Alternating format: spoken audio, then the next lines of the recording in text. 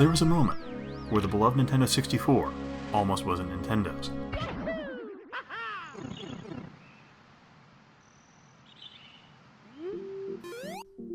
In the early 90s, Sega came out of nowhere to challenge Nintendo's dominance in the home console market.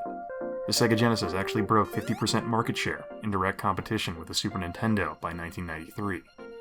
However, Sega was so busy fighting the 16-bit war, they didn't fully prepare for the next war looming on the horizon.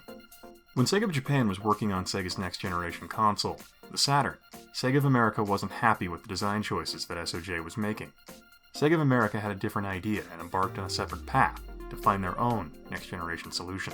Joe Miller and Tom Kalinske had seen what Sega of Japan was proposing with the Saturn and didn't like what they were seeing. The Saturn was a powerful system on paper, but the system's complex architecture might prove more of a drawback than a benefit for Sega.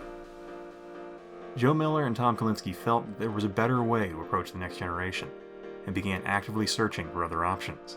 Ironically, despite Tom Kalinske and Joe Miller's unhappiness with the Saturn, it was the team at Silicon Graphics who actually approached Joe Miller and Tom Kalinske at Sega of America and pitched their new hardware design.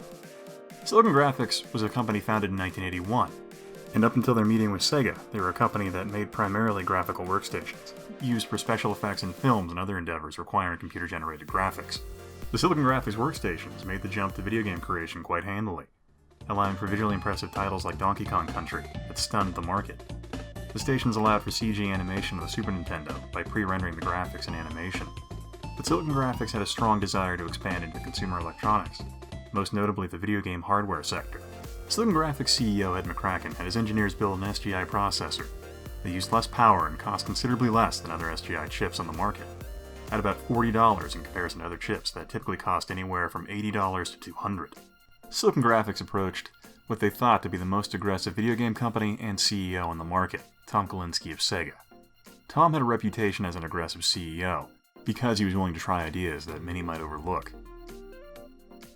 Tom wanted Sega to innovate in hardware, most notably the type of hardware that would make Sega more competitive. The chip Silicon Graphics was showing off was more powerful and cheaper, and also it was more powerful than systems that were anticipated for release in the following years.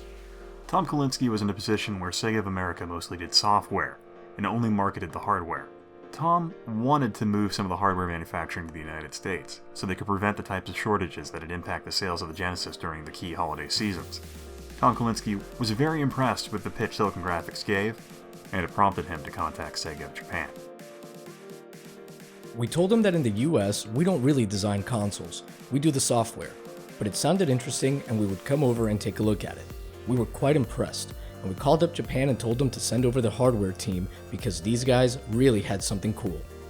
Ultimately, because Sega of Japan was in direct control of hardware design and production, meaning any decision had to be made by Sega of Japan and not Tom Kalinske, Sega of Japan sent over a hardware team to look at the Silicon Graphics proposal and see how it could be worked into Sega of Japan's vision for the next generation console. Something that is not to be overlooked at this time in Sega of Japan and Sega of American relations. Many of the Sega of Japan executives had become bitter with Tom Kalinske and Sega of America's success in the North American market. This had a lot to do with how Nakayama would constantly compare his team in Japan to Tom Kalinske and the talents of Sega of America. Nakayama was harsh in his opinions, so many in Sega of Japan resented Tom for that criticism they received during the period. Since hardware development was under their umbrella, those very same execs who saw this as an opportunity to flex their authority over Tom Kalinske did. This growing divide between Sega of Japan and Sega of America was not something Tom Kalinske was aware of until after leaving the company. At the end of the meeting, they basically said that it was kind of interesting, but the chip was too big. The throw-off rate would be too high, and they had lots of little technical things that they didn't like. The audio wasn't good enough, the frame rate wasn't quite good enough, as well as some other issues. So the SGI guys went away and worked on these issues, and then called us back up and asked that the same team be sent back over, because they had it all resolved. This time, Nakayama went with them. They reviewed the work, and there was sort of the same reaction. Still not good enough. The Sega of Japan hardware team claimed the prototype had a number of problems that needed to be addressed before Sega of Japan would seriously consider Silicon Graphics' offer. Silicon Graphics took Sega's concerns very seriously, and had their engineers address the issues in question. When Silicon Graphics corrected the issues, they requested that the same Sega of Japan team come and look over the SGI changes. Unfortunately, Sega of Japan's team voiced the same concerns about size and sound quality, which made it clear that Sega of Japan had no interest in moving forward with Silicon Graphics technology for Sega's next system.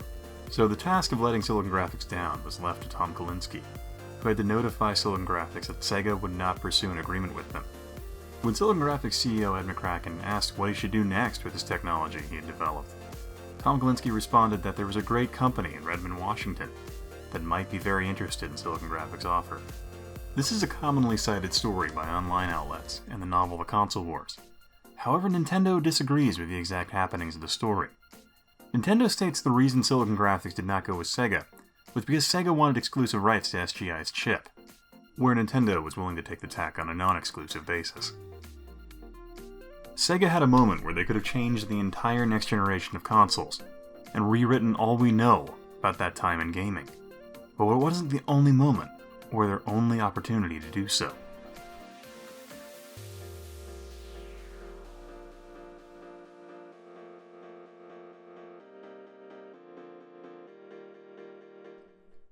Thank you for watching the Historic Nerd today.